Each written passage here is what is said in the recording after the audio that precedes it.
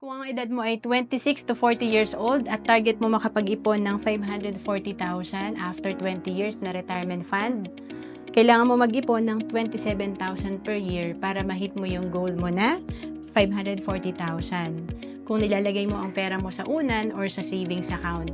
Pero alam mo bang mas mabilis mag-grow ang pera mo pag marunong ka mag-invest?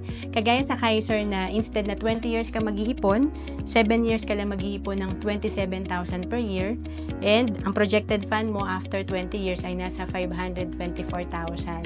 Dito sa Kaiser, good as cash ang ating fund after 20 years, at kapag hindi pa natin kinuha ang fund natin after 20 years, patuloy pa rin ito mag-grow sa investment at may healthcare benefit pa rin tayo. Ang sample natin dito kung nag-start ka sa Kaiser at age of 26, pag edad mo ng 65, meron kang projected fund na 3.2 million. Ang Kaiser ay tinatawag namin na level 1 investing. Dito tatlo na agad ang meron ka. Meron kang investment, healthcare at life insurance. At kung OFW ka, pwede ka mag-apply online. To know more about Kaiser, message mo lang ako sa FB, Rohan Celis Capistrano.